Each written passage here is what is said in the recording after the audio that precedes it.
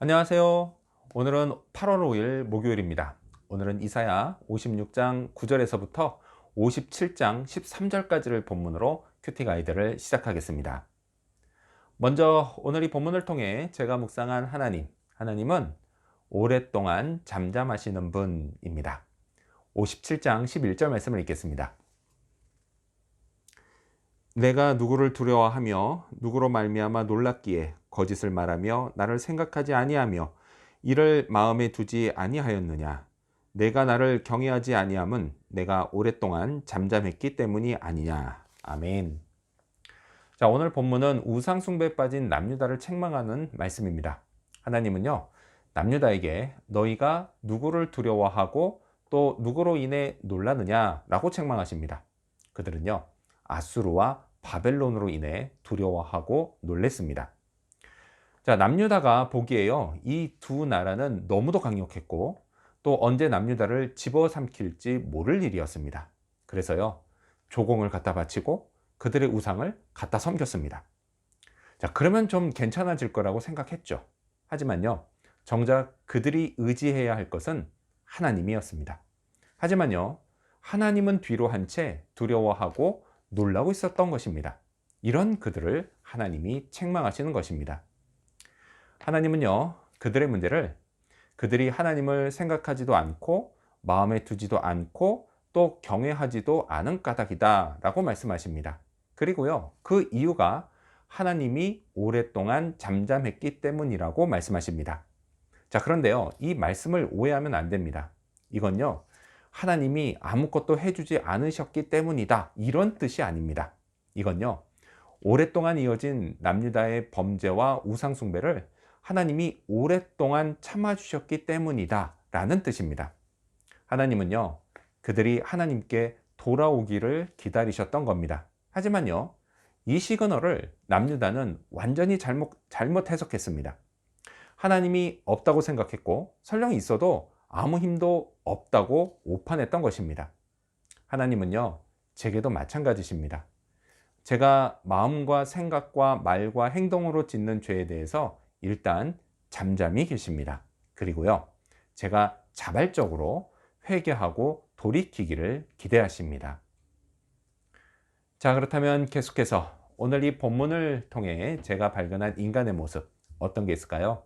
오늘은 우상을 힘써 숭배하는 모습을 볼 수 있습니다. 57장 8절 말씀을 읽겠습니다. 내가 또 내 기념표를 문과 문설주 뒤에 두었으며 내가 나를 떠나 벗고 올라가서 내 침상을 넓히고 그들과 언약하며 또 내가 그들의 침상을 사랑하여 그 벌거벗은 것을 보았으며. 아멘. 우상숭배 하면 꼭 빠지지 않는 게 부적입니다. 자, 지금 읽은 이 8절에 나오는 기념표가 바로 이 부적입니다. 그들은요, 문과 문설주 뒤에 부적을 두었습니다. 자, 그런데요, 사실 이 문과 문설주는 그 자리는 하나님의 율법이 새겨져 있어야 할 자리입니다. 자, 이렇게요, 백성들은 하나님의 자리를 우상의 자리로 바꿨습니다.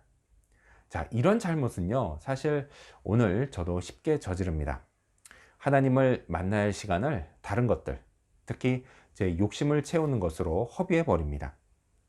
자, 또한 하나님은요, 우상을 힘써 숭배하는 남유다 백성들의 모습을 간음에 비유해서 말씀하십니다.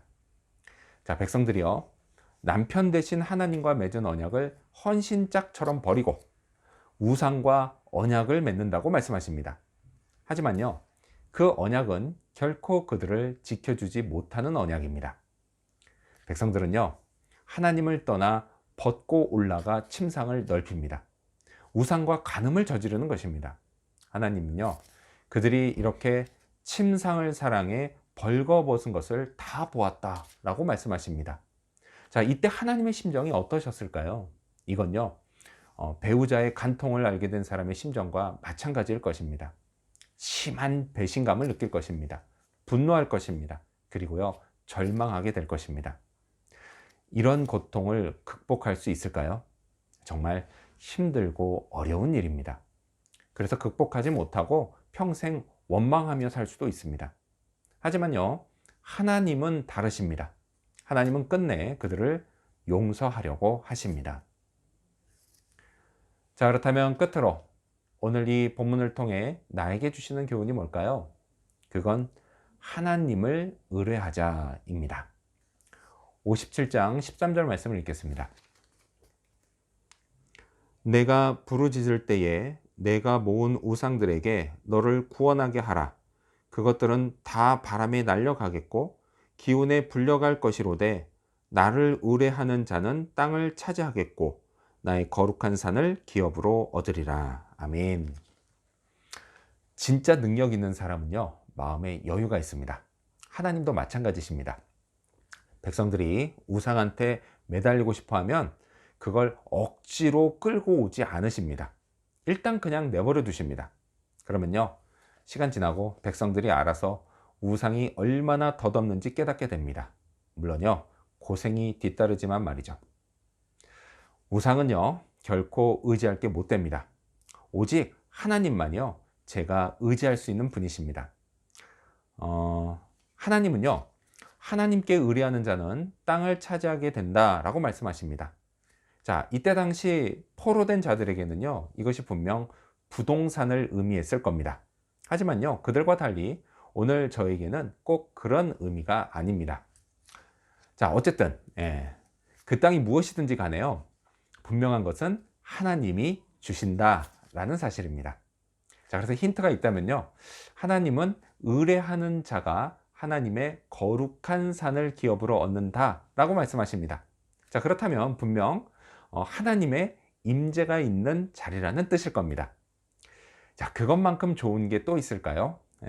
하나님이 늘 함께 하시면 두려워할 것도 놀랄 것도 없습니다.